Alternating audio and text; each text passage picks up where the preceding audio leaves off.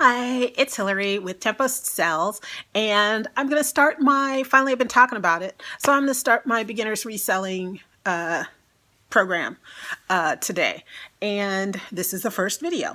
So if you're interested in learning about how to resell, just stay tuned. I got notes and I'm ready to go. So first, let me just tell you a little bit about myself. I sell full-time on Poshmark, on Mercari, and on Etsy, eBay, blah, blah, blah. I have always, well, not always, because eBay hasn't always been around, but on my eBay store, it says member since 1999. So I have been, I started out buying just a few things, and then I was like, this thing is the greatest thing ever. I got all this stuff super cheap. And then, of course, I started selling, but I only did it kind of as a hobby, or if I needed to go on vacation, I would, sell some things off and get some money for vacation. I didn't do it as a full-time. I had a full-time job, and it was too hard to keep up with getting everything done. And back in those days, it was way harder to list items because people didn't have the camera attached to their phone in 1999, and the listing process took a lot longer, and I didn't have a scale. So all of that stuff took a long time. So recently, 4.5 years ago about now, I retired from my job at a university, and I moved across the country. So, I moved across the country. I moved to the South, and things are very, very different here. I thought it was going to be easy to find a job, and it has not been. And it's been very frustrating because, before, when I would go for a job interview, I would get a call back and they would say, oh, we decided to go with another candidate who had more experience, or we decided to go in a different direction or whatever. Here in Georgia, you get bupkis. I had a job that I was working temp at another university, and I was doing reception, and it wasn't a bad job. It was boring, but it wasn't bad, and I was used to being way busier. And it just wasn't, it was very slow, and it was very,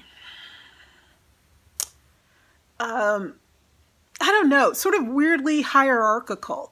That people that were in the higher positions felt like people that were in the not as high positions were somehow not as smart. And honestly, the day that the big guy told me, well, I don't know where you did it where you came from, but we don't do that this way here. And I was like, you know what? I don't need this.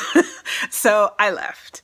I put in my 2 weeks notice, and I left, and I was like, oh, I'm going to get another job. But in the meantime, I'm going to ramp up. I'm going to start selling more stuff on eBay.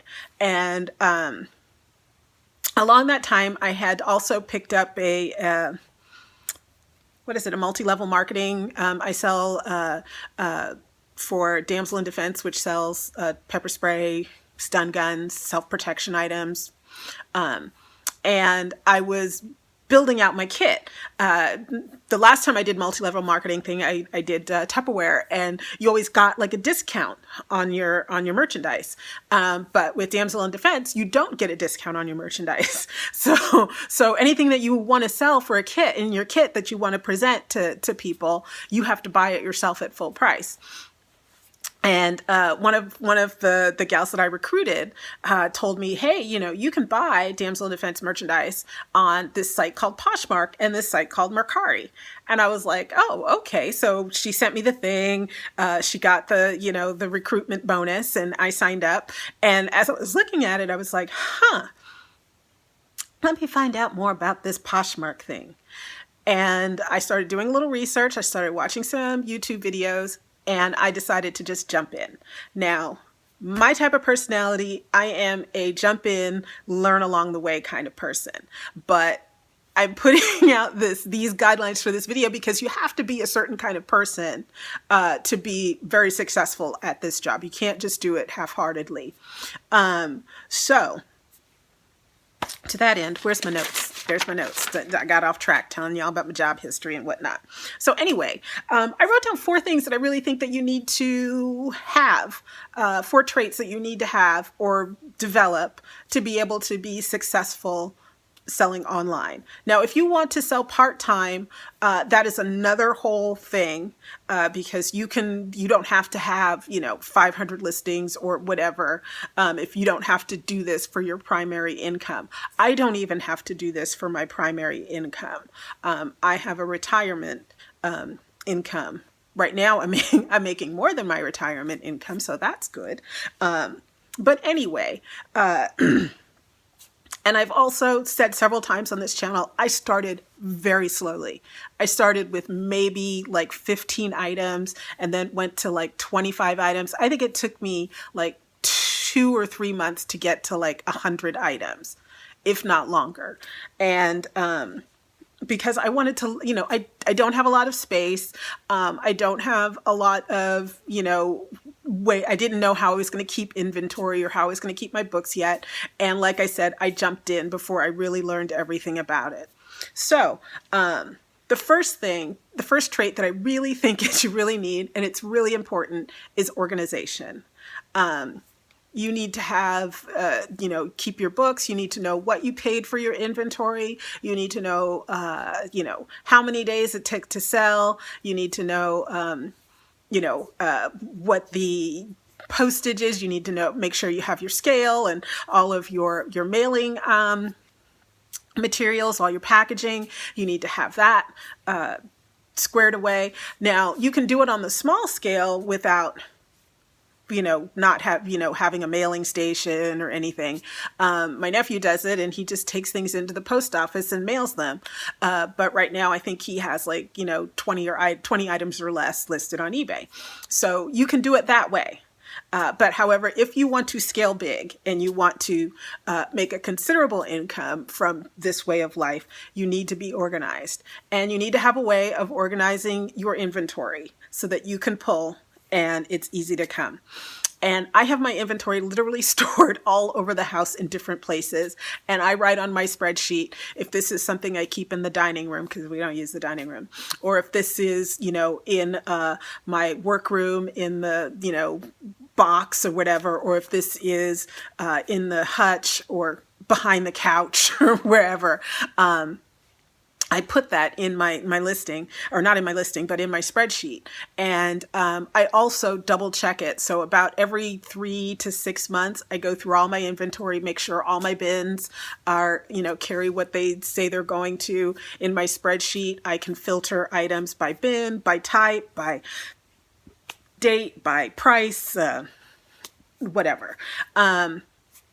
It's also good to know how much you paid for the item. I see a lot of people and they're like, oh, I don't know how much I paid for this. I really think it's important to know how much you pay for each individual item. Because you get offers. I had something that I thought I had paid $1 for, and somebody made me an offer and I almost took it, and I was like, oh, let me see what I paid for this. And it turns out I paid $5 for it, and they were going to make me a really low ball offer. And I was like, oh, I'm not really even going to make money off of that. So I countered, and they took the counter. And so that was good for me to know how much I did pay for that item, because it allowed me to make a better decision, which allowed me to make more money in the sale. So organization is very, very important. If you are not an organized person, or if you just like to have things in piles, you will overload yourself. For the first couple of months, you'll be like, oh, this is good. I know it's in this pile and I can go and I can pull it. But after a while, you're just going to go insane. Second, you need to have patience. Some people just jump in and they go and they, get the wholesale license, so that they can, buy boutique goods and sell them, buy them at cost and sell them for a profit. And they get a whole, closet's worth. I don't really have anything to say about that because I don't do that. There are some items that I will get, wholesale, but I don't normally. And because I just really, when I have my, maybe I'm not as good at it. I don't know. But my return on investment was not that big. So, patience to learn about this business, to say, okay, I've had this, I don't know, Christmas ornament, and it's, November or 28th, and nobody's bought this Christmas ornament. It's it. I'm not selling it. I'm out. This is not the business for you. I sold a Christmas ornament today, so maybe that was why it was, top of my head. But yeah, I've had this ornament. I think, did I have it the Christmas before last? I don't remember. I'll have to look it up and see when I originally got it, but I think I've had it for a while. And, excuse me. I think I've had it for a while, and I just now sold it, and I barely made any money off of it. I thought it was, and this is one of my things is going to be education, but this is where education would have played in. I thought I was getting a Christopher Radko ornament, and I wasn't. So it ended up not making me as much money as I thought I was going to. But thankfully, I did not pay a lot of money for it, so I still made a profit. And on some things, that is your win. Whether you make 10 cents profit off of it, or, just because it's been sitting around and it was something you thought was going to sell and it didn't. Sometimes you're happy to take that 10 cents. You know what I mean? So patience is very necessary. I've been doing this for 17 months, and I've seen other people that have been doing this for less time that are making, way more money than I am.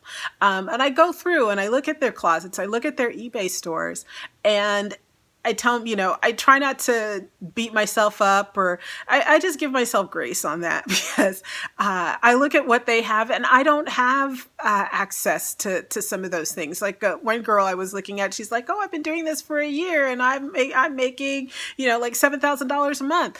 And I went and I looked at her closet, and she had all the top brands, and all of her stuff was new with tags. And I don't know exactly where she's sourcing her items from, but her closet was banging. And it was like everything anybody would ever want to have was in her closet. And that is not my closet. I understand who my customer is. I understand what I have to offer. And I'm not a trendy closet. There is nothing wrong with a trendy closet. If you want a trendy closet, you go get yourself a trendy closet. That is just not me. I've never been a trendy person. So for me to try to be a trendy person would be awkward.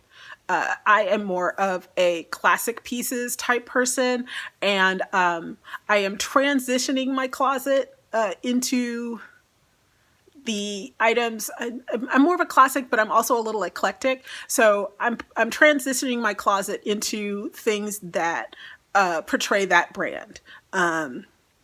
In the beginning, I was just like, whatever, let's just throw it at the wall and see what sticks. I just bought indiscriminately. So that brings us into education.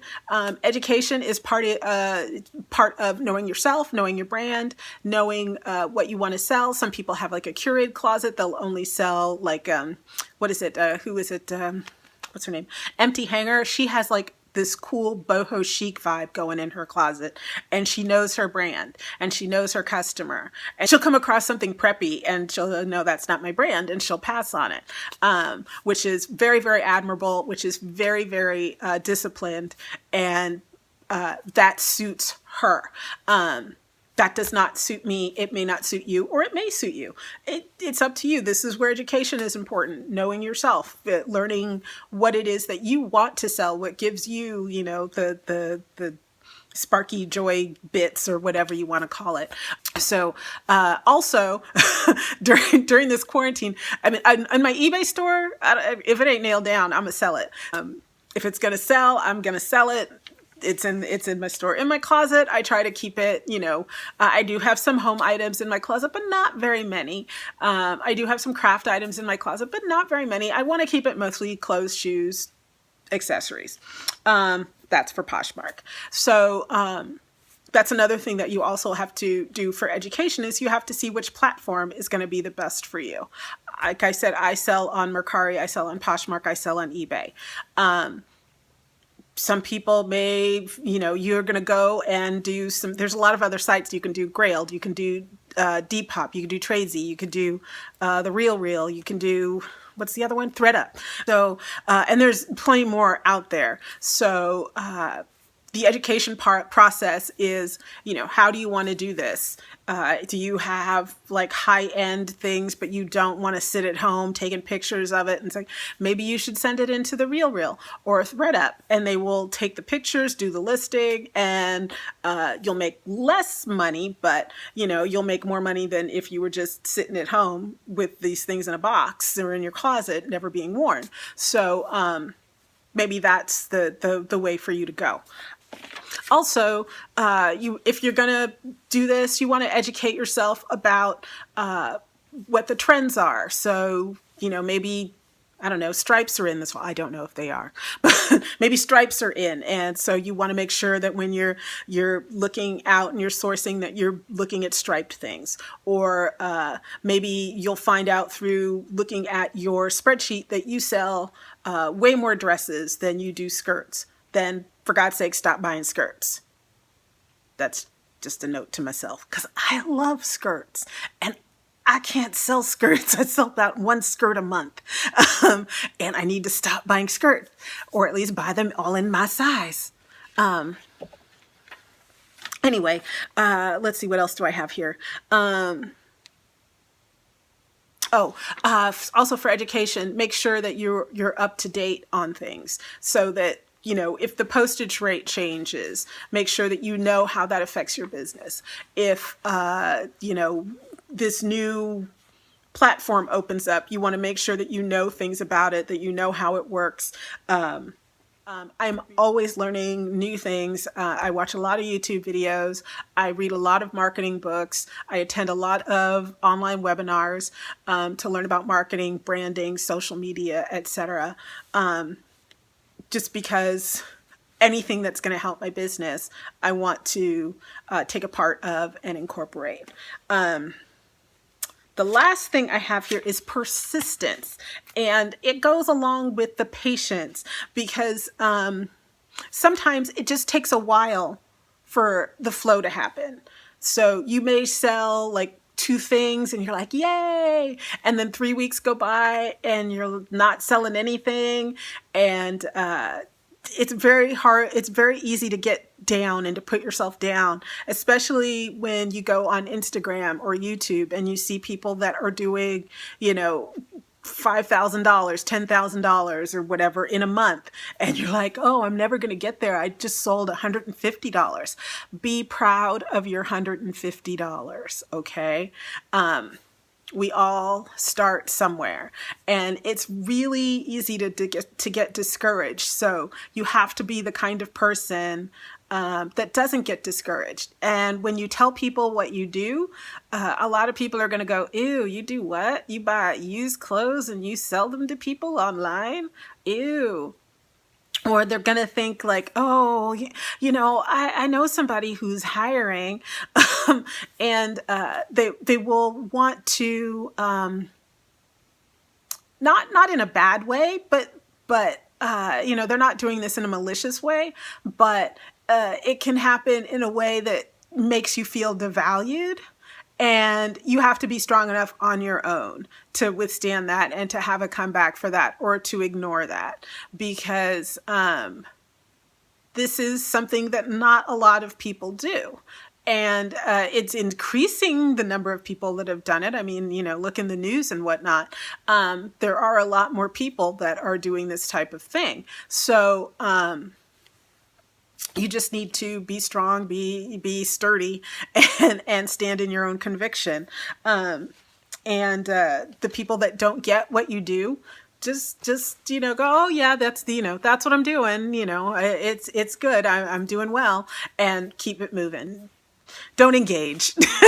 If somebody isn't going to be supportive, don't engage, because especially for me, I'm an extrovert, and so this is kind of a very lonely sort of thing, because all other aspects of my life, for instance, at my job when I was at the university receptionist, I had to put candy on my desk because not enough people were talking to me. And I was just like, I would fall asleep. And so I would just get up and walk around. So this part of the online reselling is very hard for extroverts. So you need to have people in your corner that are going to be the boosters. So you can't have the naysayers. Otherwise, they'll drag you down. So if somebody isn't, supportive, and I know you can't just kick everybody out of your life, but if somebody isn't supportive in there, just don't give them the information. And find the people that are going to be supportive, that are going to be, yeah, you did this. You sold those shoes for $30. That's awesome. Those are the people that you want in your corner. And so that's where persistence comes in. Just to know in your head that you're going in the right direction. And that's, everything is linked. You're going in the right direction because you're organized. You keep your books and you can say, okay, for the month of January, I did $100. For the month of February, I did $200. And for the month of March, I did $400. Or, whatever. And so, on paper, even if you're not making $1 bazillion, that you're climbing. And so that what you're doing is heading in the right direction. So to reiterate, the traits that you should have for deciding if you want to prosper in this online reselling is, number one, you should have organizational skills. Goes without saying. I'm very organized, and even I freak out because I'll go through and I'm like, okay, I need to pull my sales for the day, and I'll pull out, I'll go to the bin, and it's like, but wait, it said these shorts were in bin B and they're not in bin B, and then I spin, and I'm looking all over the place, and I'm like, okay, and then finally I just have to go, you know what, girl, just sit down, shut up, cool off, do something, eat a pretzel, I don't know, and then get up and go back and look in bin B. It's always there. It's always where it's supposed to be. So I am organized, but I tend to get anxious. Two, you need patience because this is not a get rich quick lifestyle. Three, you need education because the more you know, the more you make. Bottom line. And four, you need persistence because this is something where it's very easy to get discouraged if you don't have sales for 3 weeks. It's hard on, the 22nd day to still get up and source and list and, whatever. But you're building up your inventory slowly and you're building up your listing slowly. And as long as you keep doing the other three things, being organized, being patient, educating yourself, and your persistence, then your sales will happen. And if for some reason they don't, take a step back and look at what you're doing. Because if you're doing, honestly, here's the key. If you've been in this for 6 months and you're doing everything the exact same way at the end of month 6 that you did at the beginning of month 1, then something's wrong. You should be improving steadily along the way every day. I'm not the fastest lister out there. I tend to sit on some things a little longer because I want to learn about them. And so sometimes I'll miss out on a season or something, but I really try to make each listing the best I can. Sometimes. But we'll do another little video on my fast listing process. But yeah, so I hope this was helpful, and I hope you tune in for the rest of the series. And Let me know if you are just starting out in this reselling journey. Go ahead and put where you are in the journey. If you are just starting out, if you have a Poshmark closet or an eBay store, go ahead and put the link below. And I would like to encourage anybody that's visiting or that's watching the video to go and see what everybody else is doing. Thank you so much for watching my video. I would like to invite you to subscribe to Tempost Sells, where I will be doing a series for beginners on the online reselling process. And I will also have some other information, tips and tricks and things that I've learned along the way. If you like this video, go ahead and give it a thumbs up, and it'll let me know to continue to put more inventory. What the heck? It'll let me know to continue to put out more content like this. If you really liked it, I invite you to go ahead and put a ring on it by clicking the bell so that you will be notified whenever I have a new video out. So until the next time, go out and just get it done. Toodles.